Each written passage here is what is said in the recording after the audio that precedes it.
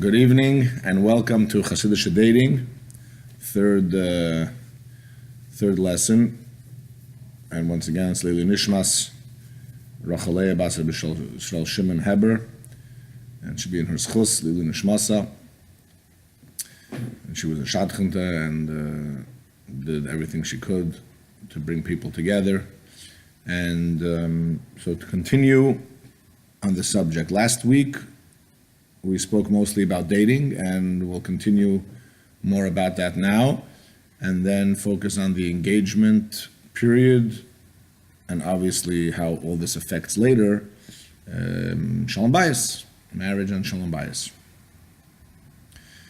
So once it's coming to conclusion, and I guess through the shadchan, or you have a good understanding of each other, and you really feel that it's going in the right direction and it's good, and you're ready to close the deal, so to speak, or you're ready to propose, which is another question, what it means to propose, but you're not sure if she's ready.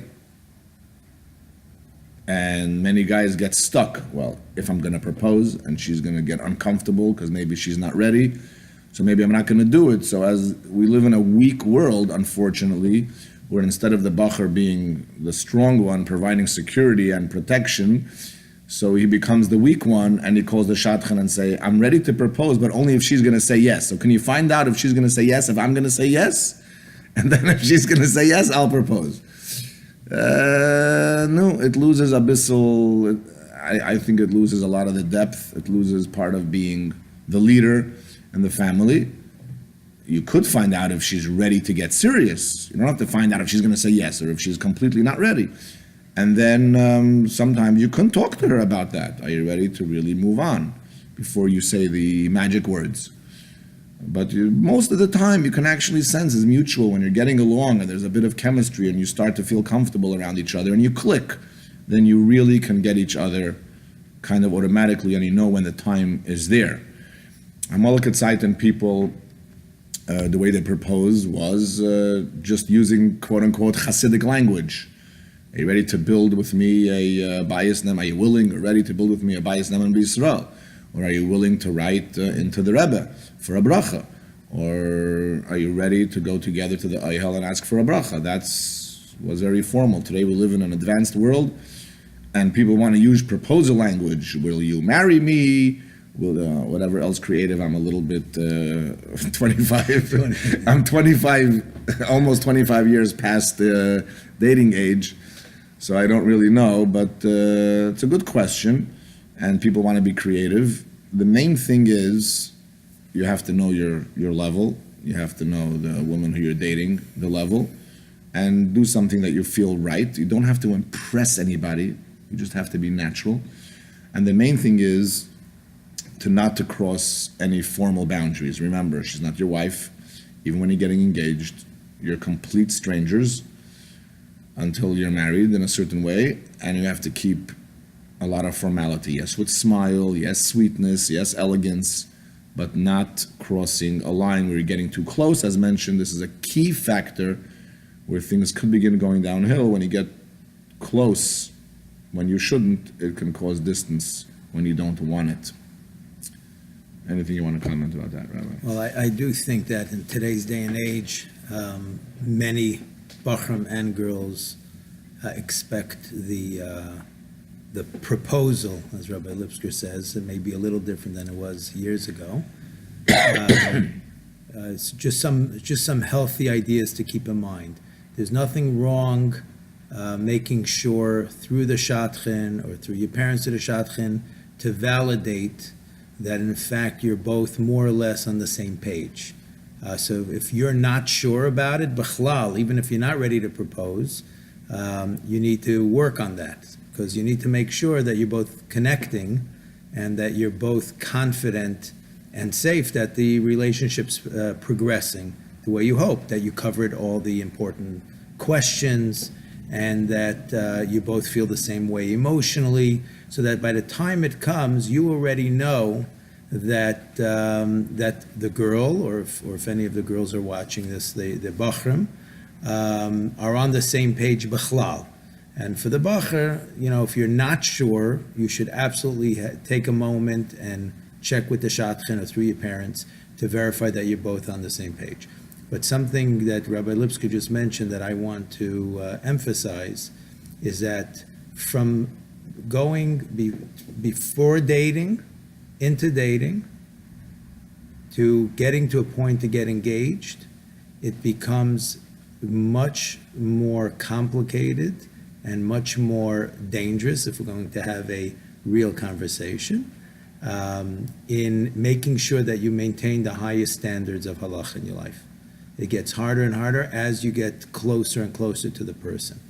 So especially as it comes time for the proposal, and then I'm sure sometime during the course of the next hour we'll talk about the engagement period, it's very important to create, to be super careful to not overstep any boundaries and to keep it more formal, even though naturally you may want to be less formal because now already we're both feeling safe. We decided we're going to get engaged. This is a time specifically, and the Rebbe has clear hiras how much time to talk and when to see each other from the engagement to the chasana, specifically for this reason. You see each other less and talk less many times than while you're dating, because this is that time where it gets more difficult to maintain the highest halachic standards. So just be very, very careful. So whether it's within the proposal or everything afterwards, to be very, very aware that that you want to bring as much old-fashioned. I know that's hard for Bachram to hear, because old-fashioned, these guys don't get us and how things are done today. Bring as much of the healthy old-fashioned behaviors for your own sake, so that by the time you stand under the chuppah, you're standing there, both of you are standing there and feeling very, very proud and very, very safe that it's a relationship built on kedusha, built on holiness. Very good, thank you. Another two things I wanted to mention in the later period of dating is sometimes people all of a sudden are not sure. Everything seems right, everything seems good, I think I do like her. I'm not 100% sure how I feel, typical thing by Bachram today. And like we said last time, but you have to examine this. Am I just an indecisive guy?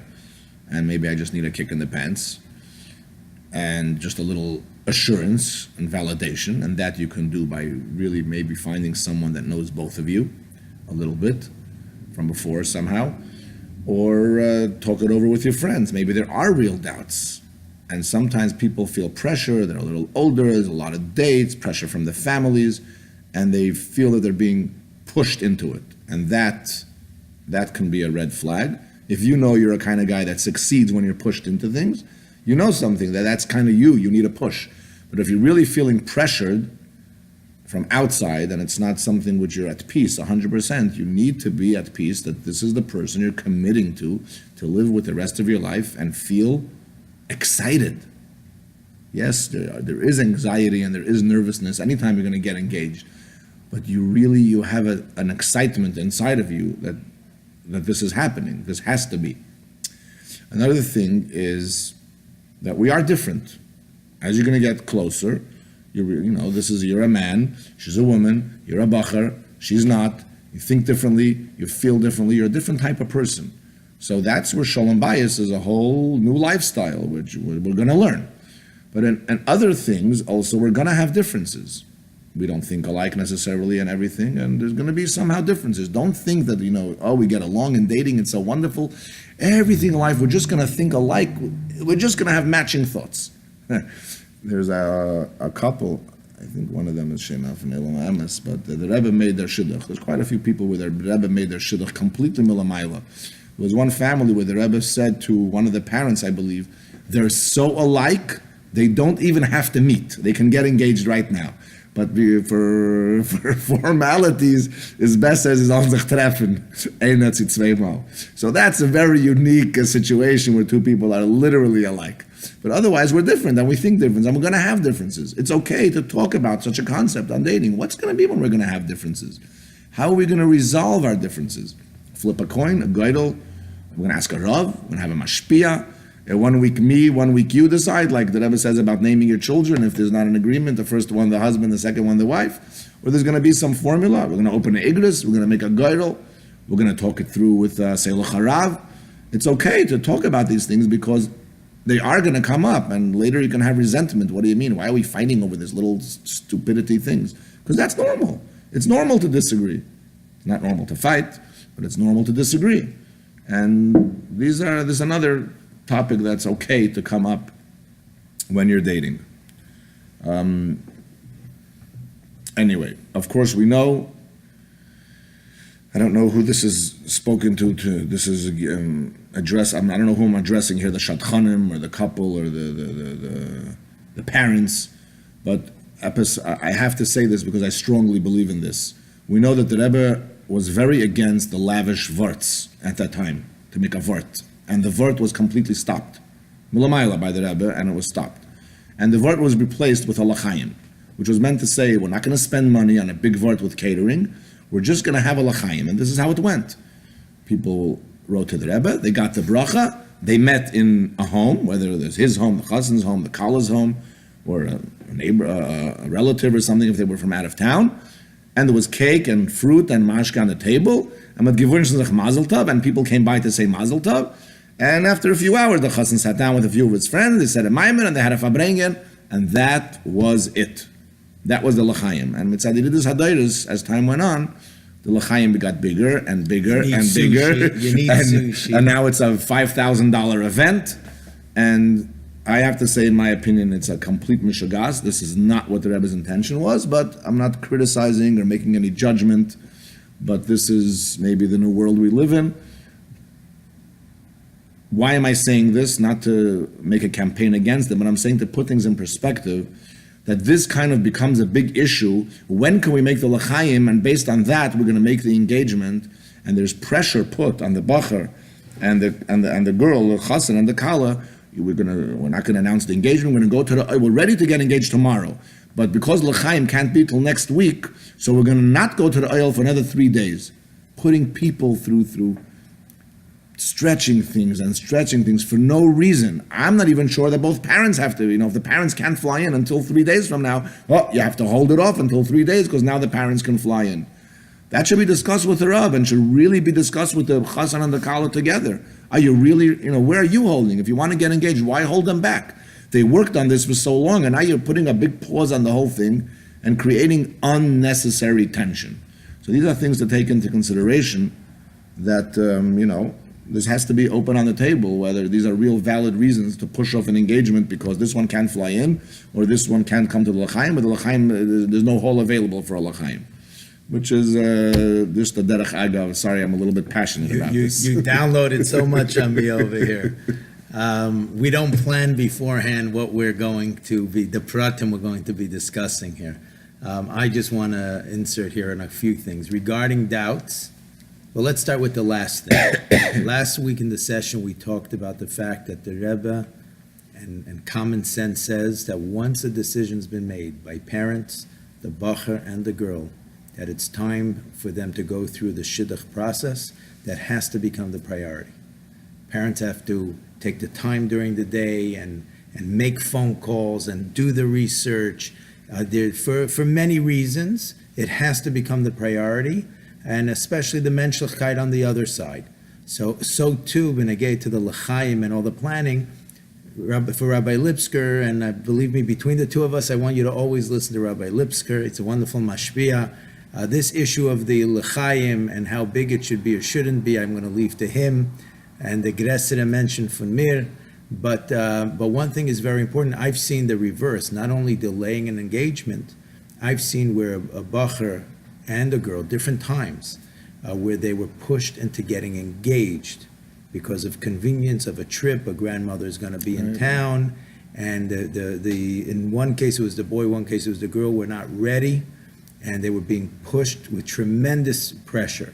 So it's something, and this message is not really for the bachrim that we're discussing here. This is more for parents and shadchanim to try to ease some of that pressure and build a better expectation. So whether you have a l'chaim or don't have l'chaim, the priority has to be the shidduch process and the respect for the boy and the girl, This is a very stressful time. It should be the less stress there is, the more clear thinking they both are.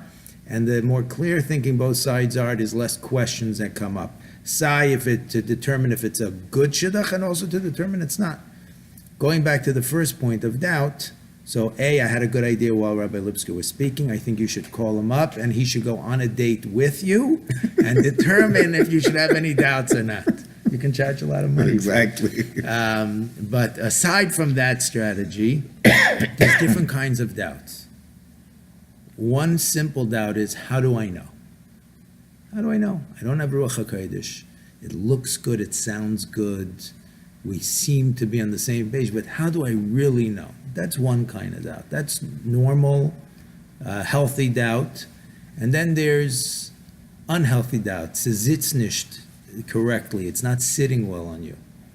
And you have an annoying feeling that something's not right. Either you're seeing something not good, or you see something and you have a sense it's not good and you don't have clarity on it. That kind of doubt, no matter what the pressure is, you have to stop and you have to demand help, be it your mashpia, your older siblings, your parents, the shadchan themselves sometimes can have good wisdom in how to address something. That kind of doubt is a big red flag. That is something that b'shum ofen you should not move forward until it's been addressed. The other doubt, let's be honest here. You know, we're both in a Chabad house with non-frum people, and they date for years, and they get to know each other for years. Ken Shein Meinen that they have no doubts, and look at the success of their marriages, over 50% failure.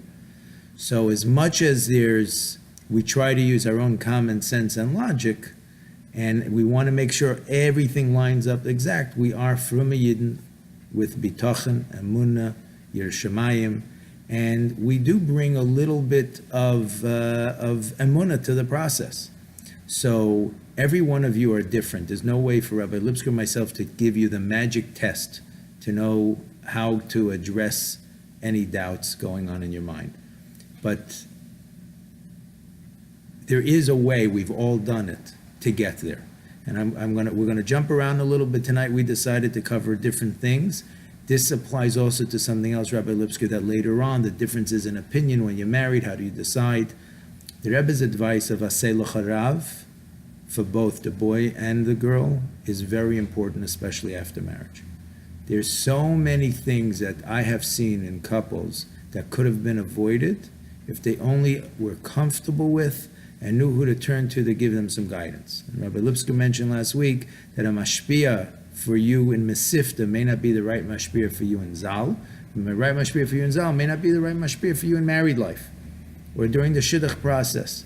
And the Rebbe's instruction about having a personal mashpia has a lot to do with knowing you, that they understand you, and that they're relatable to you. And in my opinion, having someone that's many years ahead of you that has gone through this process, dated, married, children, etc., is a very healthy way to maneuver through those things. Someone will remind you this thing is not a fight worth fighting, and let it go. Other things, this is a red flag, it really should be addressed. Discuss it with your wife and maybe go to a Rav, a marriage therapist, whatever, depending on the situation. But this thing about the differences or the doubts, having people that you trust, again, we're repeating a lot from last week, having people you trust that you can talk to in a very real way, and if you feel your parents just don't get you, you need to find somebody to speak to. If it's just a doubt that everything looks good, and like Rabbi Lipsker said just before, and listen carefully to the words, you have to be excited. This feels right. And I'll be a little more megushim, that you come home from a date, you should be excited. I wish my next date's tomorrow morning, or I can't wait because we're having our l'chaim in 2 days, a very small l'chaim in a living room and nothing more, or I can't wait to start my life together. Not only begashmius and excitement, it just feels right. But you're saying to yourself, but how do I know? Those are the kind of times where, if everything makes sense and you spoke it over with people you trust, and they're giving you the confidence, telling you what you're telling me is that you've thought this through well, and if you're excited about it, trust yourself, I would tell you to trust yourself. Anything else, if your parents are not right for this, find the right person that is, and you will get to the answers. And I'm going to repeat myself one more time. If it's a serious doubt, no matter who's pushing you, I once heard of one person, Mashpia told someone, he said, I'm mamish, I don't feel any personal connection, and the Mashpia said, in writing, on paper, does it look good? And he said, yeah, there's nothing on paper that's wrong. He said, don't worry about it. You get married and you're going to learn to connect. You'll naturally fall in connect. love You'll later. fall in love later. And I don't want this chas v'shalom to go negative, but if anyone tells you that, you stop what you're doing and call Rabbi Lipsker, not me. Okay, a lot was said very well. That's why these days many people go on 5 or 6 or 7 or 8. And, as long as there's progress, you can keep dating until you feel more secure. The Rebbe has advised possibly to stop for a few weeks and see if you miss her. Not only do you enjoy spending time with her, but what happens between the dates? Do I really look forward? I find myself dreaming about her during the day sometime, daydreaming. That means that there is an excitement there. You have to listen. You have to listen to your subconscious, mind and heart, what's going on. Listen to yourself. Okay, we're ready to make the decision. So, of course, if we're in town, mefartzim oyhel. The Rebbe's standard answer was be'im, sometimes be'im and sometimes betach, hichlitu or yachlitu liyasid beisam al yisaydi ha'torah v'hamitzvah. Basically, that was the vart. That if you decided, you will decide to establish your home on the foundations of Torah and mitzvahs, the shidduch will be b'shal teva mutzlachas. So it's logical to me, just my hergish, that when you write in, you include these words that you decided to build your home on Yisei Torah mitzvahs, and you're asking the Rebbe's bracha, Haskama bracha for a shidduch b'shal teva mutzlachas somewhere in the letter. It used to be the seder where a bacher would write in his letter and she would write in her letter to the Rebbe, and both sides would get answers. That was a standard way. Wasn't the parents writing? The parents can also write separately, but it was the bacher and the woman writing to the Rebbe separately. The same thing is now by the oil. Some parents want to go in together. Sometimes future chas and kala go in together. It's a private moment, and you write your letters separately. You take your time, she takes her time. Hopefully Mashiach is coming right now. We won't have to deal with this specific. And take your time, and then vein zachis the hearts, or say your mind and whatever else you want to say, and you'll feel right. You'll feel right when you'll come out.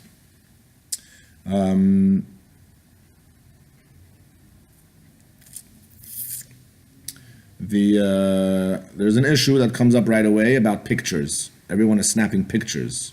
I think it's an invasion of privacy. People waiting by the exit of the ahel and snapping pictures of you. It's a very emotional moment. It's a very serious moment. It's not right. And some people don't believe. They say it's just, I don't know if it's a shmua, validated, but the Rebbe wasn't happy when Chas and Kala were posing together for pictures. Someone snapped a picture, that's another thing, but posing together for pictures, they say the Rebbe was not happy about it. It's a closeness that might be crossing a line before you're married of posing together for a picture. It's a good shaila. Shaila mashpiyim, there are shmuas, in fact, that people said that the Rebbe was not happy about that. But of course, you need to be happy. The picture doesn't make you happy. That's another mishagas, which should be spoken about what type of, how we see today Lubavitchers, in general people, but especially us, where we have Hasidic standards, what type of pictures we have for Facebook profile, WhatsApp profile, what type of pictures we're posting. This is chitzonius, shebechitzonius, we're putting our private, happy husband-wife picture, vacation, family, for public display, l'kol ha'olam kulay. It doesn't sit right. It's private, doesn't have to be posted in public. It creates, I don't want to say ayin hara, but it creates other people looking into your life. For what? If it's a family something you're posting, but people are overdoing it. It really needs to be, it's a separate issue, nothing to do with marriage necessarily, but it's a family issue that has to be addressed. Of course, there's the Minhag Yisrael about presents. The chassan gets a present, the kala gets present, engagement presents. That's everyone according to their minhag. But there's definitely an inyan for an honor of engagement that the wife's family, the chassan's family should buy. Chassan should buy the wife jewelry. The truth is that the only explicit issur from the Rebbe is to buy a ring. That's the only thing we know explicitly during engagement. The chassan should not be giving the kala a gift of a ring. The Rebbe did speak about other gifts of chassan to the kala to the chassan, seemingly directly, of sfarim and other things. The only question that's unresolved a little bit is jewelry. Can the chassan give the kala jewelry that's not a ring? Because al pi halacha there's chavdal kishute kala before the wedding. And is that should that be done today, or should you do it through the parents? Ask your local Orthodox rabbi or a mashpia. There is a custom of sending flowers for the first Shabbos to the kala after the engagement. There's another custom, or for the l'chaim. There's another custom to send flowers for Shabbos kala. All the other Shabbosim in between, that's a personal thing. Maybe you want to start a precedent. You start every Shabbos, you're going to have to do it for the rest of your life. Some people buy silk flowers and they take them out of the closet every Friday before Shabbos. You don't have to listen to Rabbi Lipsker on that one. But those are the customs that we know. Now, just to mention a general thing. In halacha, there is an inyan that you need to go look at the woman to see if you want to marry her. You can't marry a woman without seeing if you want to marry her. That's why we date. So you have to spend time and you have to get to know each other. You decide to get married. Now, al pi halacha, or al pi Yiddish tradition, once you'd committed to get married, technically, what do you have to see each other again for? You made that commitment. Sei gesund. We'll meet by the Kabbalah's Panim. That's, in theory, the way it could work. And guess what? It did by many, many people. That was in the old country. That was the minhag, even by Chassidei Chabad, where they did go on dates and did meet. Once you decided to get married, was sei gesund, see what the Kabbalah's Panim. That was life. And it wasn't such a short engagement, necessarily. But we know, either it was, I don't know if it's a lechatchila or a b'diavad, it doesn't make a difference, but this is not life, and people will get distant if you don't see each other or you don't communicate. There was a time where nisyonos were very powerful, and the Rebbe made all the Bachrim leave town, with a few exceptions. As we know, the Rebbe said this person is Anders, because if healthy people wouldn't had very strict boundaries. Otherwise, the Rebbe wanted the guy to leave towns, it's an and come back for the wedding. And but we live in an age where things can get too distant. We'll forget about each other, get disinterested. The woman can become insecure. So we do need to maintain that relationship of deciding to get married, not to lose it, and it should continue on all the way to the wedding. But correct me if I'm wrong, Rabbi Bistritsky, the relationship doesn't necessarily have to grow between engagement and the wedding. It's so short, it's 3 months. It's okay that you maintain that excitement from engagement and remain the same to the wedding. It shouldn't get weaker. Right. There's nothing else halachically you can do. You can't get physically closer. Right. You can't get too emotional, but go ahead. No, I do think that in today's day and age, you have to maintain it. Without it, I think it's very dangerous in today's day and age. Yeah, we have to put it, that's what I'm saying. We have to put in effort. And you have to see each other. Yes, again, for sure. With and the goal is to maintain it. Right, but it's not like if we were seeing each other while we were dating, 3 times every 7 days while we were dating, doesn't mean now when we're engaged, do we have to see each other 3 times a week or even more because now we're engaged. Because beyond the level it's at now reaches a point of being unhealthy. Look, I'm going to be very, very blunt. I know many Bachrim that when they hear the old-fashioned ideas like Rabbi Lipsker is talking about, you wonder if this relates to you. So let's talk about reality. If you want a home, and imagine a long time from now, if you want a home where you have Chassidish children, emotionally healthy children, where they share the same values you saw in your home, where you imagine, not when your Yetzer Hara is burning, but when you imagine on a good day, what you want your family to look at, what a binyan adei ad means to you in a long time from now,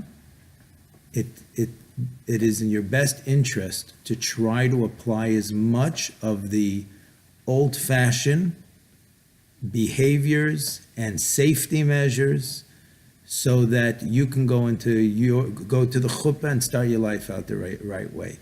Because if you're thinking, once I'm married, I will start acting more chassidish in my relationship, or once we have children, or once the children are 3 years old or 5 years old and they understand, that you can never plan life. So if you want a home, looking far ahead, with children sitting at the Shabbos table with you in a way that makes you very, very proud of what they're becoming, you have to start immediately.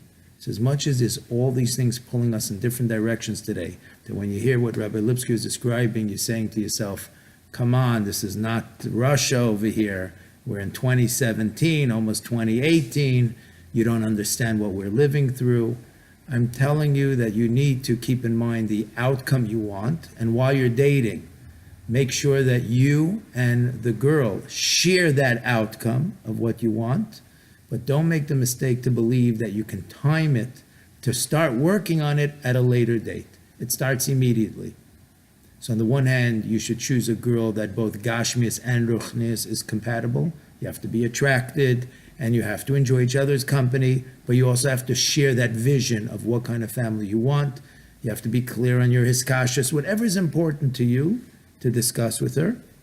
But at the same time, you should, once you have that shared vision, you should both make a hachlata to try to adhere to maintain as much of the Chassidish discipline during this time period as possible.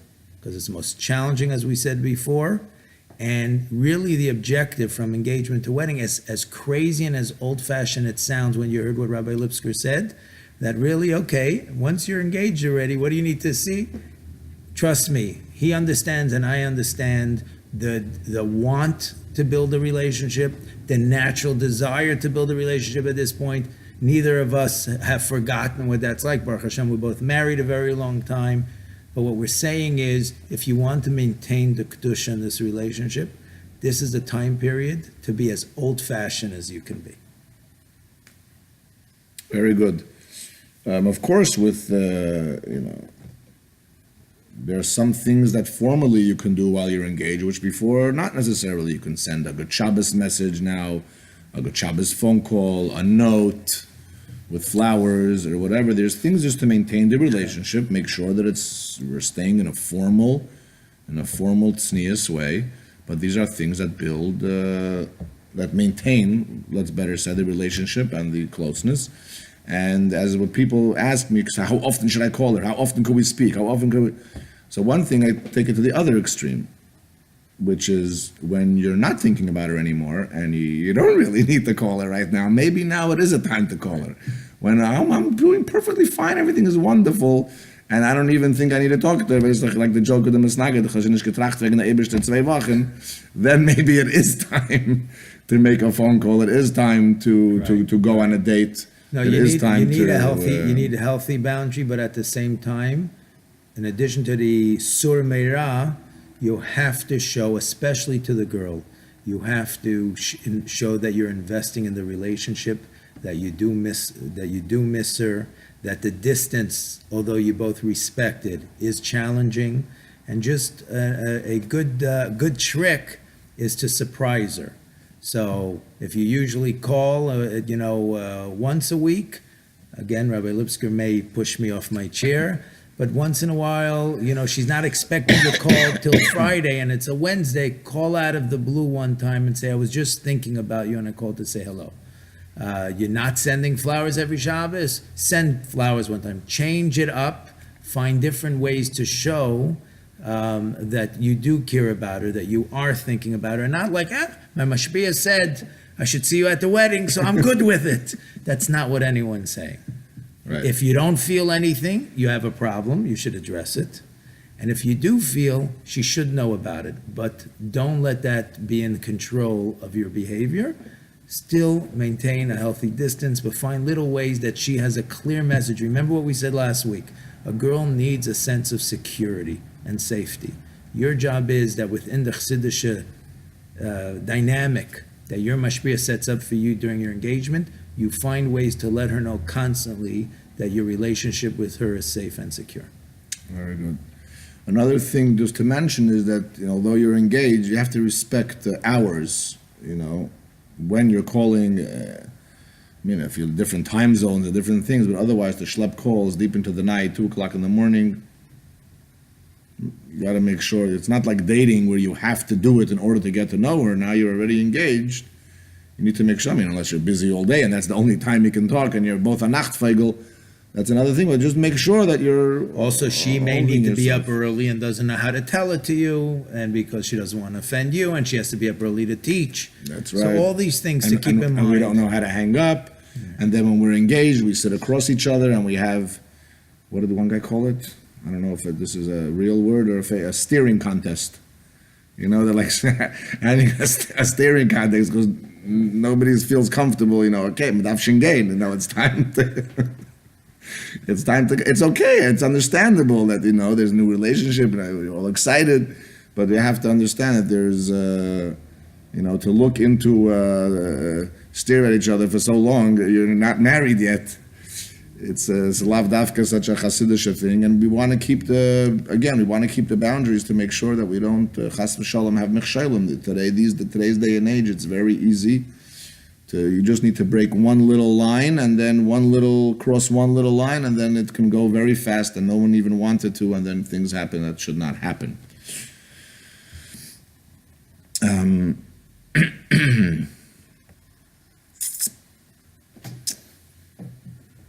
Basnoch. There's an issue today, I think, but it's nothing to do with you, that parents that are for the first or second time marrying off children, they need to have a special course on how to become healthy mechotanim, because today's day and age, people go meshuggah from little things, and the Rebbe says very clearly that chasanim and kalas should not be mixing in, and the mechotanim should not mix them into any of the stresses of preparation for a wedding. The Gemara says that every wedding, every ksuba has fights, arguments, strong arguments.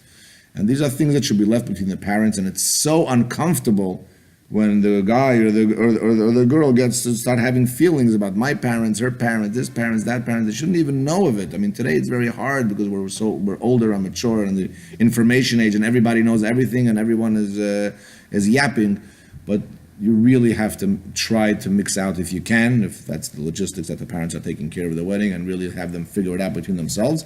And parents should have, I guess, I don't know, mechatanim coach. I don't know, but just so many stories coming my way where there could be help used in properly. People that don't have experience yet, consult a cousin, a sibling that already married off a few children and how to have it just smooth. I know a few mechatanim that actually asked. I know of such a case in New York and in California where they asked a Lubavitcher party planner, who is usually so involved in planning the chasna with both sides, to sit with both of them and to mediate, because they had experience in balancing out the mechutanim. To the parents, keep the children out of it. To the children, again, every situation may be a little different, but if possible, if your parents start bringing this to you, it's okay to say to them, Mami, Tati, really, this is not something that should involve me or my kala. Please find a way to deal with it directly with them so it doesn't shter our lives, our engagement. Right. And more so, even if you do find out there's something, argument or anything, be very careful as a bacher to the woman or a woman to the bacher as well. If you think her parents are wrong or you think his parents are wrong, remember, every man and woman coming into a marriage is coming with a whole family, and people have their blood attached to their family, even if they know my parents are this, my parents are that, but they're emotionally connected and they want to feel respected. They don't want to feel that you're the worst thing. One of the worst things that a man or a woman can feel is that their spouse is completely disrespecting their parents. It's a very sensitive issue that can happen during engagement, where the relationship is not fully cemented and one wrong word can create certain things. It's another reason why I mentioned previously about texting, that texting and WhatsApping to each other is very dry, and people can assume when you write a little text waiting for your phone call, It could mean waiting for your phone call. It could mean waiting for your phone call. It could mean so many things. You have no facial expressions. You have no body language. You have no tone of voice. And many arguments and fights started because misunderstanding of texts, emojis, and messages. Texts, emails, everything. And you have to be very careful, just an advice. Once you know each other really well and you're married for a while, and you know that the other person's smiling when they're texting, even though it doesn't say, hi, how are you, how's your day going, then it's a different story. But as you're getting to know someone, as you're building trust, and you're learning about the other person, it is a disaster when you rely on written communication. So please heed Rabbi Lipsker's advice on this. Try to have actual verbal communication when you can. Yeah. People ask about during engagement. Some people like the practice of seeing each other once a week and talking an additional time once a week. I have to say that sometimes there are technical reasons. Some people work everything out. They don't have to meet, but sometimes you have to see an apartment. Some people want to see it together. Some people have to make social security papers. So we have to see each other for something technical. Oh, we already saw each other once a week. I can't see you again. Abyssal seichel, common sense, darf man haben. Friday night, we're eating at somebody's house together. Also make sure, some people have a minhag not to sit next to each other, across each other. You have to, maintain a normal, healthy boundary. Oh, we already ate together. Can we go now for a walk on Eastern Parkway over there for an hour? No, we already saw each other. We can't walk. So it's, and by the way, some people... You're not saying, no, they shouldn't take the walk. You're trying to They make should the take point the walk. Sorry. I wasn't clear. I'm I sorry. wanna be Thank you very for clear. making it very clear. Some people say, oh, we heard the Rebbe said that the Chazan Kali shouldn't be seen together on Kingston Avenue. That's not a true story. Okay, some people want to be modest. They want to walk on Albany Avenue, Brooklyn Avenue. They want to walk together as a Chazan Kala, not married yet, up Kingston. Okay, if you want, okay. It's not the end of the world. Provided The you Rebbe's both problem want. was that back then people were challenged with tznius issues. And they weren't just walking on Kingston Avenue. They were they were getting a little physically too close on Kingston Avenue. That was the Rebbe's word. So just know that. And the Rebbe was very strong on that. The Rebbe told someone he will not be Mesadeh Kedushin if he sees one more time that he is physically touching his collar.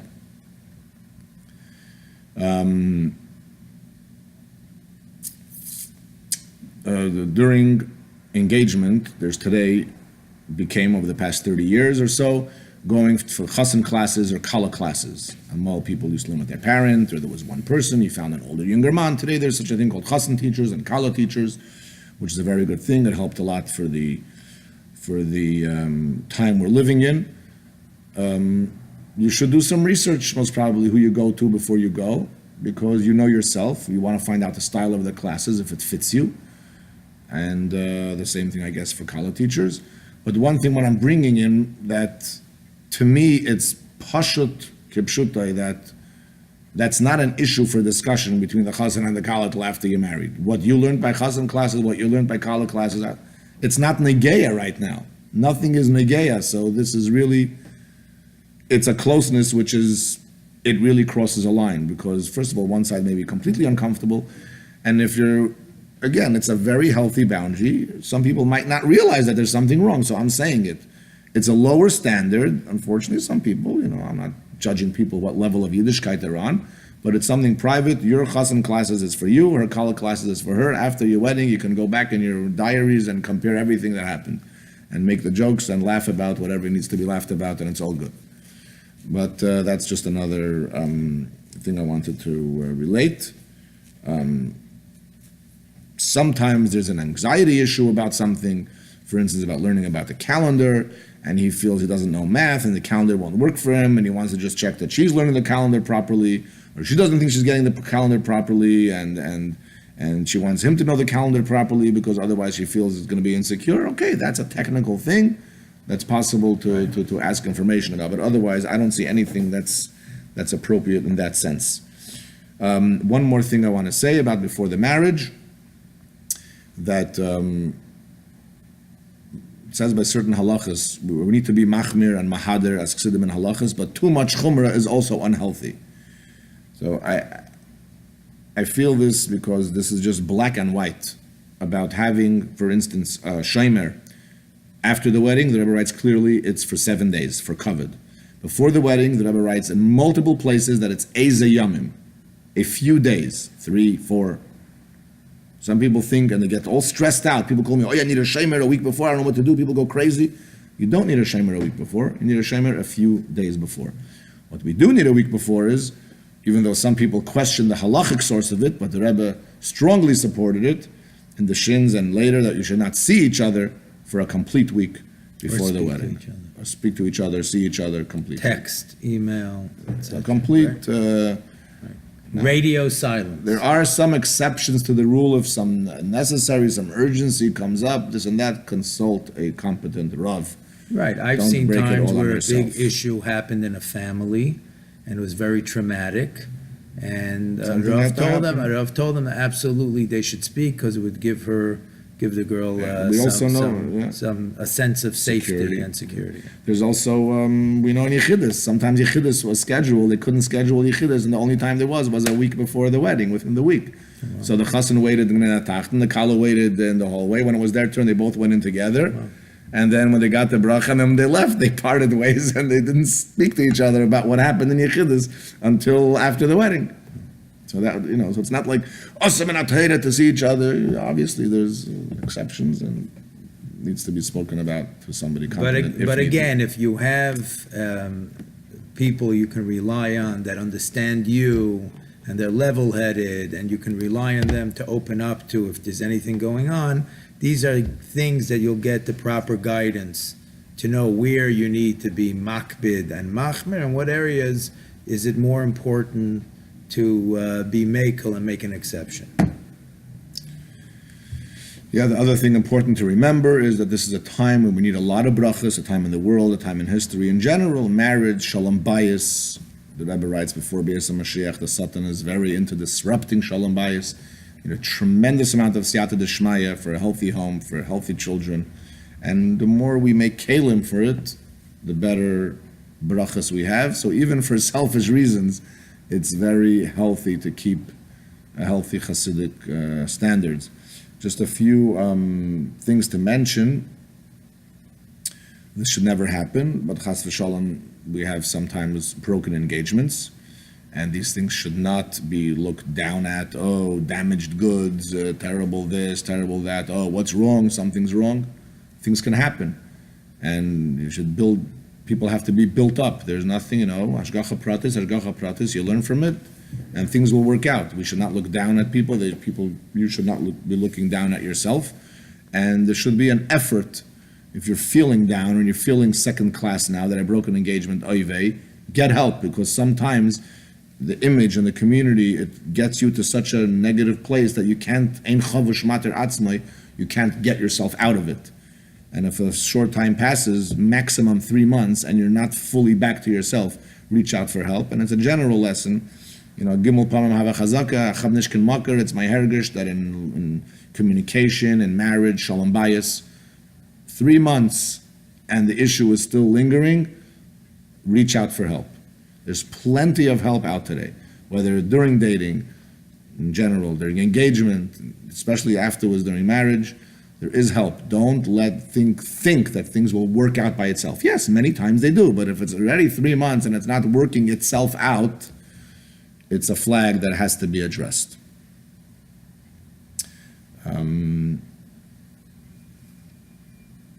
Another thing that happens, and you can help me here, during the engagement, people get cold feet.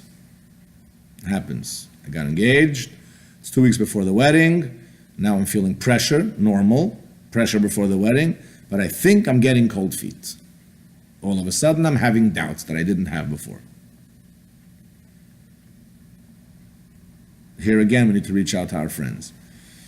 The only difference is, if I had doubts before I got engaged, and now the same doubts are coming up again, I chose to overlook the problem, but now it's coming back to me, that's maybe a bigger red flag that really needs kavod reish. If it's just new doubts, I'm having cold feet because all of a sudden I'm realizing new things I never saw before, it's something new, that many times it's just what we call typical cold feet. There was a survey done, we should never know of this, but there's a survey done by Lubavitcher, who dealt with Shalom Bayis and couples, he asked, I think, close to 1,000, not necessarily from, but he did a survey, people who were divorced. And he asked them, were the issues mainly that caused the divorce issues that you noticed only after the wedding? After you were married, things came up, 5 years later, 10 years, whatever it was? Or these were really things you noticed and knew when you were dating and during engagement, you knew it, but you chose to overlook it. And guess what? 100% came back. There was nothing new. It was everything we knew before. We just chose to ignore it because everything's going to work itself out, and then it didn't work itself out. So this is something that we have to know, that things will not work itself out if they're serious, and you have to put in the effort and Right, it goes back to what kind of doubts. If it's, how do I know? And I hear that a lot from Chassanim, how do I know, how do I know, how do I know? Then usually you can move forward and blame it on the nerves. It's getting close to the chasana. But if there are, like Rabbi Lipsker said, issues that already came up before, that you either chose to ignore or you thought you addressed it, but it keeps coming up either in a larger way or it's bothering you more than you thought it would bother you, you have to address it now. And b'chlal, benegay to the broken engagement or the doubt or doubts before the wedding or during the dating, until you're standing under the chuppah, as long as you're thoughtful and you're methodical in talking it over with a mashpia, a friend, a parent, a mentor, and you're doing it the right way, if you need to put the brakes on it, then like Rabbi Lipsker said, don't beat yourselves up, be marchel each other, move forward, because you found the red flags now, you're addressing it now, and if the people around you, the Rebbe always would say, Katzas Yedidim HaMevinim, if the Yedidim HaMevinim are telling you that this is something serious, again, Yedidim that are listening to you, not that they like, so let's say parents that like the other family and are telling you just ignore it, or mashpia telling you just ignore it, but people that you feel really heard you out, and they're telling you that this is a real problem, and you're feeling like it's a real problem, don't be too hard on yourself. Obviously, don't just walk away. You have to take this very, very seriously. But there's a time and a place to say, I'm finding some serious concerns. But the better you surround yourself with people that understand you and understand that they've had the experience themselves, getting married or maybe their children, the better chance there is you'll have identified these things, side during dating, side during engagement. So it's these things shouldn't happen, but if they do, and you follow these steps, when it's all over, you should hold your head high and know that you put in the work, and for whatever reason, this was an assignment that you both had to go through. And like Rabbi Lipsker said, if you're having a hard time getting past it and you feel like in some way you're a failure, or the other person called it off and you can't let go of the anger, either way, anything paralyzing emotionally and mentally from such an experience, today's day and age, there's no excuse not to go for proper support and help. There's so much out there to help you move forward in a healthy way so that you can build a new relationship with confidence and happiness. Good, thank you, and hopefully this is just theoretical talk, and we move forward. B'shat tova mutzlachas. Talking about a wedding, we know the Rebbe repeats himself many times everywhere that a wedding should be great, beruchnius, and doesn't have to be so lavish, begashmius. The main focus is on the ruchnius. And yes, there's some parents that pressure for big fancy schmancy things or what type of standards, and some of the bachurim and the girl, I want this, and I want this band, and I want this musician, and I want this music. The general thing to remember is, once again, this wedding is the foundation. When the Rebbe says, Liyased Beisam, you're founding your family. This is the foundation, this is your wedding day. When the Rebbe says, your Seidei HaTorah VaHaMitzvah is not just, it's of course, the rest of your life, but the wedding is when it's cementing in, the Simchas HaChasana, the Sheva Brachas. This is when you're drawing down all the Koyach Ein Sof, like you will learn in Mitzvah Sherman the Maimer. This is the time. So obviously it's also the time not to create conflict. Shalom Bayis is midday raisa, but also the time to think about. It's not the time, as the Rebbe says, to impress neighbors. It's not the time to impress my friends. It's not the time to impress. It's the time to really think, what do I want?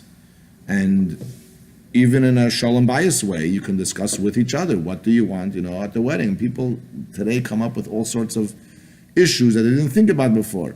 He decided he wants only Chassidish music by the wedding. It was 2 weeks before the wedding, he realizes his kala says, bah, I want all the cool dances by the wedding. Oy vey, I'm marrying the wrong person, what's gonna happen? These things should be discussed before and should be taken into consideration. It's not only for the image of Lubavitch, it's for your own bracha, your own nest. You're creating your own home. This is your own wedding. This is a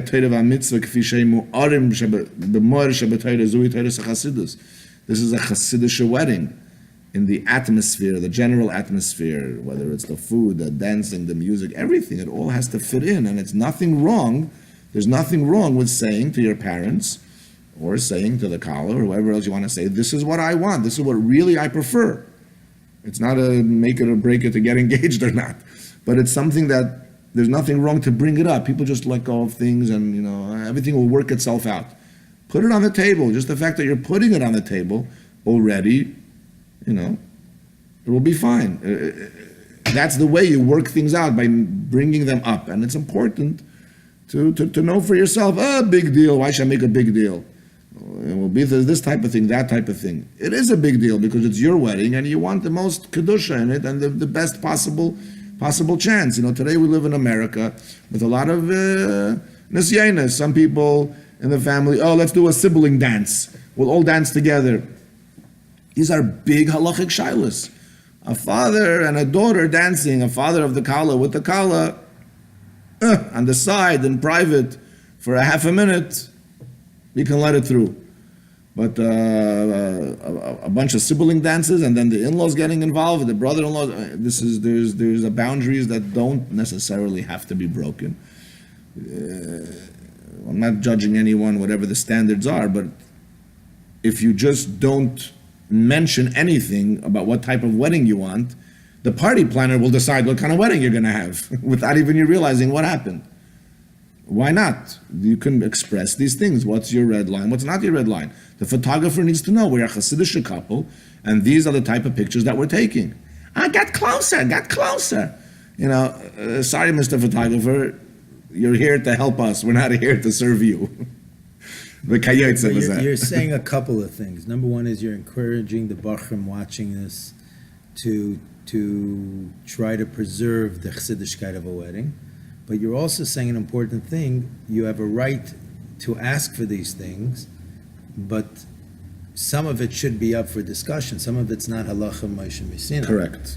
Shalom bayis is mederaisa. Right. So again, I want to make sure that they hear both messages you're giving. That as much as it's important, especially if you're looking for a real Chassidish wedding, then you should feel comfortable to express that. First of all, Rabbi Lipsker is saying is you should want that. Then he's saying if you want it, you should express it.